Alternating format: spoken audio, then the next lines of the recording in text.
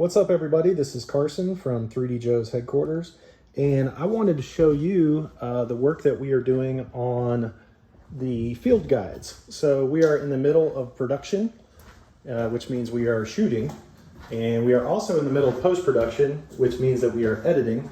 And Chad Huckle has about caught up with me on post-production. So, one second. Hey Google, pause music. All right, so this is my actual G.I. Joe action figure collection that I'm documenting for the book. Now, I've got a bunch of doubles, and those are in these G.I. Joe jumbo cases. So I'm going through, most of these are actually my childhood collection from 1982 to 1989, and then the 1990 to 1994 stuff is like case fresh, cut right off the card several years ago when I was building out 3DJOES.com. So what I'm going to do, though, as I'm going through here, is I compare with the doubles and triples that I have in these G.I. Joe jumbo collector cases, which are really cool cases if you guys haven't seen those before. So I'm pulling the figures down one at a time. Right now on the table, I have 1988 Astro Viper, as you guys are well aware of him, I'm sure. And so I wanted to show you guys how I'm doing this. So give me 1 second to pull the camera up. All right. And with the iPhone Pro, as of a couple versions ago, it shoots HDR photography, which is high definition resolution photography. And that does multiple exposures. So for example, the silver on him will not be blown out, but the black on him will not be crunched all the way to black. It'll shoot multiple exposures and expose that properly. So, you know, it takes probably 30, 45 minutes to get the figure out and get all the accessories lined on the table. Sometimes I have to custom cut and form little contraptions to elevate the backpack. You know, I use ticky-tack blue putty on the back of the helmets and that kind of thing to get everything positioned. But once everything's positioned, I'll take multiple photos and then I'll flip everything over and shoot it from the back as well. And all of that will be on the 3DJOES archive. And so one of the things that's essential, you have to have air duster. You have to have spray cans full of air ready to go.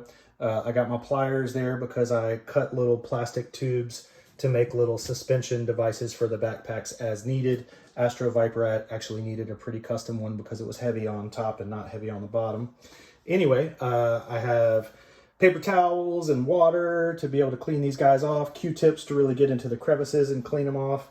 So you have to have a lot of tools at the ready.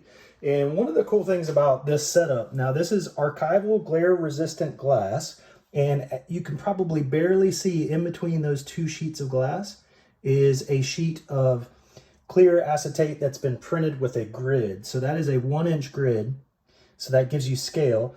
And then as we start to edit these, we can use that to make sure everything is perfectly lined up, crop and then skew as needed to make sure it's perfectly at right angles. And then we really dig in on the photo and start making our edits. And always make sure that you're actually zooming in. Give me 1 second. 200%. That minimizes distortion. If you've got it out at the 1 angle, you're going to have a much wider cone, which makes the feet stick out more. And so you want to shoot it at a 2x zoom when you're doing this kind of photography. So lift your camera up a bit and get further away from it and shoot it with a zoom so there's less distortion. Little pro tip there. You also want a tripod that has an extendable head. And obviously the camera needs to be perfectly centered between these 4 lights. So that should be dead in the middle, both, you know, left to right and front to back. That needs to be right at the middle to make sure that you're evenly lit from all 4 corners. So this is how I'm shooting. The clear cups allow light to pass through without casting shadows. And the reason I'm shooting in between or on top of glass like that is it diffuses the shadows. One of the things you might not notice, if you look at photos on Yo-Joe, for example, around every one of these objects, you would see a bunch of shadows. What this allows the light to do is pass straight through without casting shadows directly underneath each of those objects. And so, you know, there's several inches, there's a couple inches of lift there. So that allows those shadows to pass right through and be more diffuse on the background behind them. So this is how we are shooting the field guides, and these will all also go onto 3DJOES.com under the accessory image galleries. If you go to 1982 to 1984, we've already done a bunch of that. We actually started this process back in 2017 or so, I would say. And doing the field guides has really bought me the time to put hundreds and hundreds of hours on this, and to, you know, compensate Chad and to finally get the post-production really ramped up on this. You know, we did a few years worth of it several years ago, and we just ran out of steam. I mean, when it's volunteer work and there's literally no incentive to do it other than just passion, it's really hard to give up your nights and weekends and crazy amounts of hours. So once we have a project like the field guides, it's like, all right, cool, let's dig in. Let's just do this, man. It's thousands of hours. And so we are just doing it. Anyway, so there's a look at Astro Viper. There's a look at Astro Viper on the table. You can see how clean these photos are going to be. And then beyond that, you know, we crop and skew and then we edit them.